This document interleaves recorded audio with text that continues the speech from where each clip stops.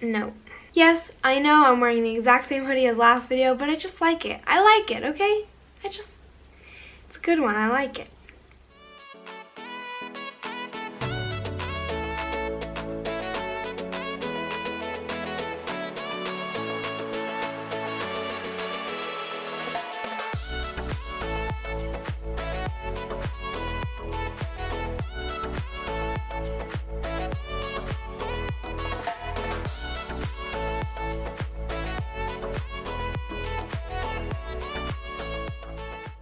Hey guys, what is up? Welcome back to my YouTube channel. I hope you guys are having a great day. I put up a questions tab on Instagram and you guys asked me a bunch of questions that I'm going to answer today in a YouTube video.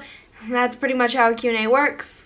I'm super excited. If you guys missed out and you didn't know I was doing a Q&A, then make sure you follow me on Instagram. It is at lex.herod. It'll be linked down below. So next time I put up a tab, say I'm filming a YouTube video, you will know and you will be able to answer, no, I'll be able to answer your question. If you guys like this video, be sure to give it a big thumbs up, subscribe to my channel so you never miss out on a YouTube video because that would be really sad and I don't want that to happen to you. Okay, first question, favorite go-to foods. I'm not a huge snacker, as I said the other day on Instagram, but if I do want a snack, it'll normally be after dinner.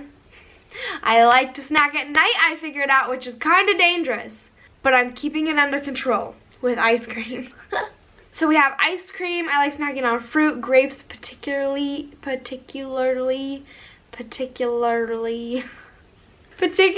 grapes. I like cantaloupe as well. Berries are all right. Strawberries are my favorite, but they're all right. Watermelon is better. It's so funny, like a common snack, you know like if you're out and about, and a common snack would be to have like nuts or like almonds, peanuts, whatever. They have like trail mix and stuff.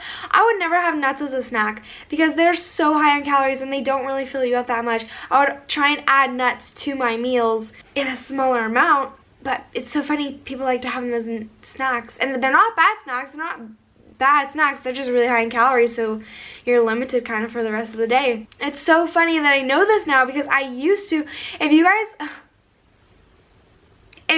are from my old channel, the Lexi Here channel, when I did makeup and then I did some what I eat in a day videos, if you guys are from that channel, then you guys would have seen the videos that I did what I eat in a day then, which was like 2015, 2016, yeah, it was 2015, maybe 2015 and 16, you guys would have seen what I eat in a day videos then, and I literally had a big ass spoon, jar of peanut butter, and I scoop that shit out and I would just eat it with pretzels, or I would eat it with banana, or I would eat it with apple, or I would eat it with anything. And then I would also have unsalted roasted peanuts and dried cranberries, and I would, you know, a snack bag, the small Ziploc bags, I would fill it up tight as frick to the top, and that's what I would eat for lunch. Those two together. The amount that I was eating of those two together was like over 1,000 calorie meal just for lunch. Knowledge is power, people. Knowledge is power. What is a high volume / low volume food? I did a post on this on my Instagram that you guys can go check out, but a high volume food is a food that you can eat high volume of for few calories. So fruits and vegetables are typically very good in this. Again, they're different, so you have to do your research, but some examples of high volume food for fruit can include berries, cantaloupe is really good, melon, watermelon, grapes are not bad, they're pretty good. I think apples are pretty good. Bananas are on the higher side because, I don't know why, they're just on the higher side of calories. I wouldn't class them as a high volume food. Some vegetables are very, very good. I love cucumbers, tomatoes, bell peppers. They're really good high volume. You can have a lot of them for very little. Carrots are good as well. Most of the green vegetables, I'd say. I heard pumpkin is very good as well. Kumra and, I don't know why I just said kumra first. Kumra and sweet potatoes, they are okay. They're a little bit more, they're higher than the vegetables I just listed, but they're still pretty good. And I feel like for me, sweet potatoes fill me up a lot, so that's a very good food for me to have. Also, these foods are very high in fiber, so they will tend to keep you full for longer. Fiber is dangerous. You have to be careful with fiber. If you guys know, you know what I'm talking about, okay? Fiber is essential, and fiber can help you stay full for a very long time, which is great. But you need to be careful, because if you go over on fiber, your stomach will not like you very much. I went over on fiber by a lot for many, many weeks, and my stomach hated me for a very, very long time. Even sometimes now if I go over on fiber, my stomach reminds me. So you just gotta be careful. Low volume foods typically tend to be like typically, oh, I can't speak today. Low volume foods typically tend to be the more unhealthy, processed, sugary foods. Oh, nuts, fats. Fats are very high in calories. They're still good and you need them. They're essential for your health, but you just need to be careful how much you consume. Like peanuts, I just explained. For literally maybe like a palm full of cashew nuts, depending on how big your palm is, can be anywhere from like crazy amount, like 85 calories to 150, 200 calories just for a palm full. You have to be really careful, and that is why I weigh what I eat, because it can look the same but be so much higher in calories, and that could be a reason for gaining weight. A lot of fast food places can be higher in calories as well, because they're covered in oil and covered in fat, and that is high in calories. So mix that with what you're already eating, and you're just eating a really, really big meal that isn't filling you up for the calories that you're getting. So do your research, guys. All right, next one, working out at home and seeing results.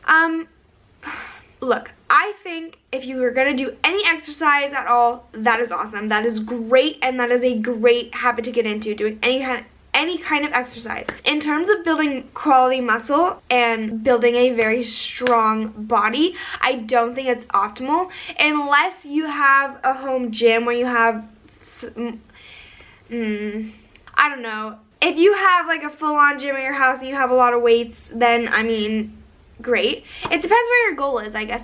I don't know. For me, when I first got started, I did a lot of Pilates. I would look up YouTube videos and do Pilates. Pilates is just mostly body weight work, and it is very hard. Like, Pilates is not easy.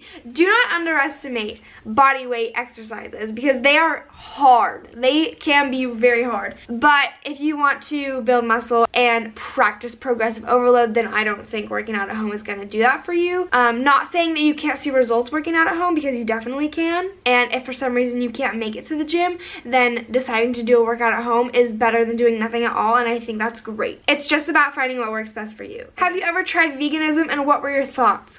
I've never tried veganism completely, but for a while there I only liked chicken, and I haven't eaten dairy for years. I found it very, very hard to hit my protein and make sure that I was getting enough protein, but I love eating plant-based. Like, it honestly makes my body feel so good. I love those foods. They're normally more nutrient dense and high in fiber and nutritious, which is awesome. Tastes amazing, but I did find it really hard to try and hit my protein. You can still do it, and I'm not saying there's anything wrong with it, and I do feel really good eating a plant-based diet, but I have slowly incorporated more meat into my diet. I still don't eat dairy, but I have the dairy-free options. Like, I eat dairy-free cream cheese, I eat dairy-free yogurt, I drink almond milk, I've tried dairy-free cheese, and I mean, it was good and it tastes like cheese. It just, that one just really freaks me out a little bit. I don't know why, I don't know what it is. I think I will try it again, but I don't know, it just really freaks me out. People viewing carbs as being bad for you, and your view on keto.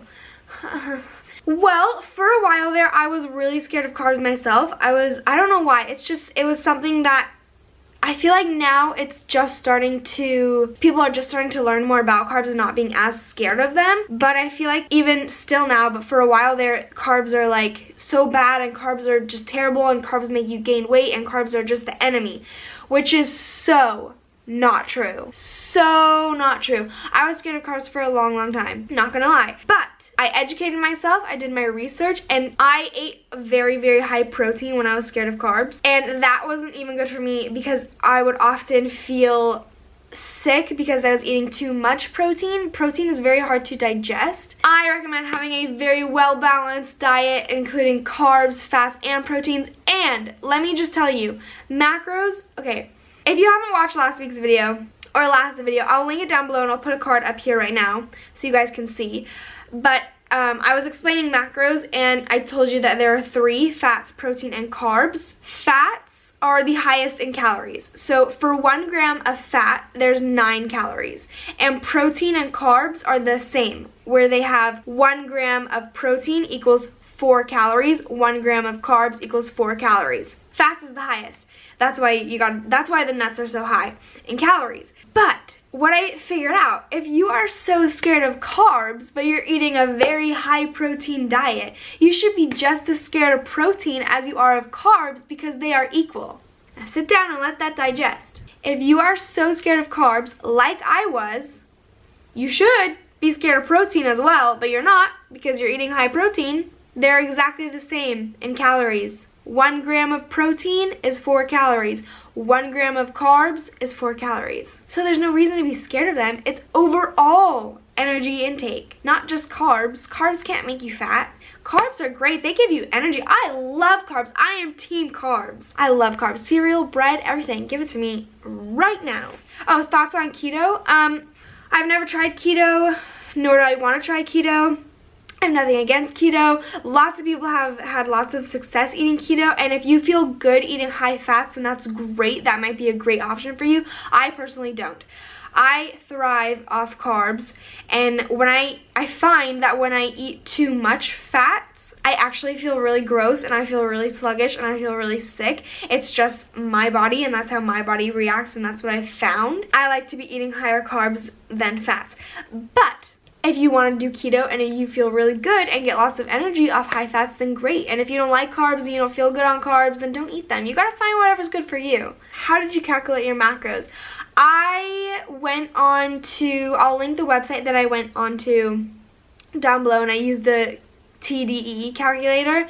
And I put in all my information. It gave me a rough estimate. I took those numbers and I tried it for a while, and then I adjusted from there. Since I was reverse dieting, I just kept adding and adding and adding. But I found that it was typically right. So I just adjusted them a little bit. It's a lot of trial and error. You just have to play around until you find what works for you, because again, it's just a calculator, it's an estimate, so you have to customize it a little bit to yourself.